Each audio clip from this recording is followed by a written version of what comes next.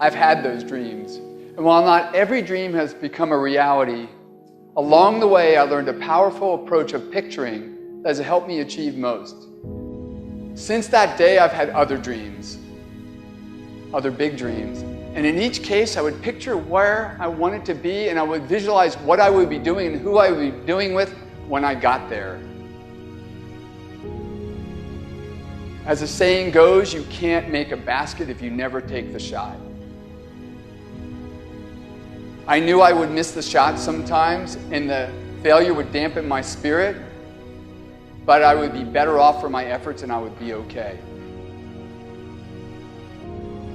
People are addicted to all kinds of things, substances, but one of the greatest addictions, or rather the greatest addiction, you never read about it in the papers, because the people who are addicted to it don't know it. It's the addiction to thinking. It's actually addictive. Can't stop thinking. It's like can't stop drinking, can't stop smoking, can't stop eating, can't stop thinking.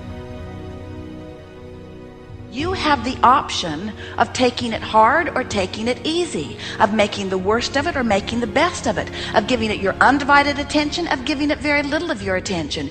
You have more control over your focus than most of you have been exercising. And when you begin caring about how you feel more than everything else put together, so that you exercise your ability to focus upon things that do feel good, you begin to discover that in every particle of the universe there is that which is wanted and lack of it.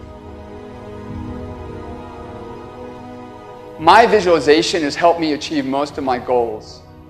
And what I learned along the way is it didn't take twice as much effort. It only took an extra 10%. When we fail, life continues as it is. We can stay in our comfort zone. Success, on the other hand, challenges us. It pushes us and it exposes us to rejection. How are we going to manage this new success? If you're not happy, you're not successful. If you're not enjoying yourself during the process of whatever it is you're trying to achieve, there's a problem. To me, the biggest disease on this planet is unhappiness. And the reason why people are unhappy is because we have a tendency to keep focusing, as I said, on what we don't have and what's not working in our lives, instead of allowing ourselves to shift our focus and our way of thinking. People always want to be like, follow your dreams, follow your dreams, follow your dreams. My dream was always to be a rap artist, right? But I had to get a job. So I had to focus on my job. And then I made money to follow my dream. One of the main reasons that people don't get what they want is because they don't actually figure out what it is. And the probability that you're going to get what would be good for you, let's say, which would even be better than what you want, right? Because, you might be wrong about what you want easily. But maybe you could get what would really be good for you. You have the freedom to think anything you want. You were born extremely confident. You came into this world knowing how wonderful you are. So choose new thoughts to think about yourself, and choose new words to tell yourself how magnificent you are, and that you deserve all the good that life has to offer. First thing in the morning and last thing in the evening, I want you to look into your eyes and say, I love you. I really love you.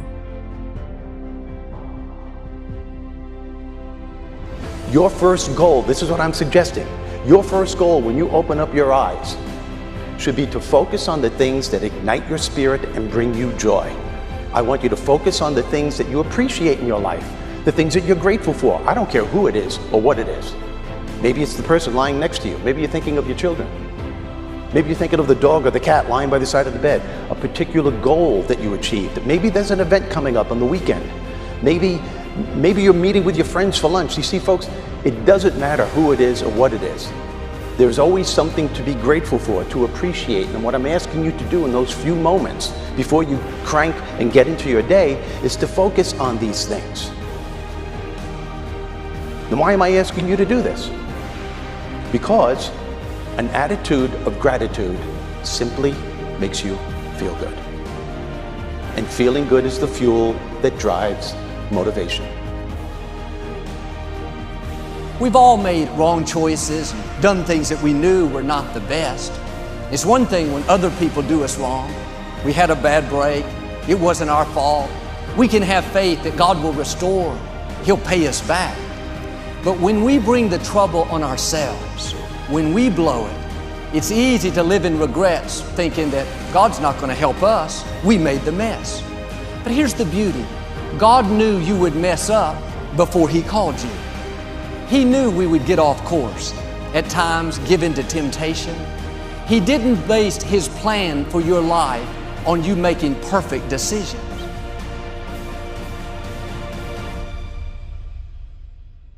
Through success, I represent the possibility of what you can achieve and what you can do with your life and your career. Other people's success represents the possibility of what you can do. Those are the records that you can sell. Those are the type of tours that you can do. Those are the kind of songs that you can produce and the songs that you can write. Those are the millions of dollars that you can get, or billions. Those are the type of architectural drawings and buildings that you can build. Those are the type of books that you can sell. Everybody else's success represents the possibility of what you could do.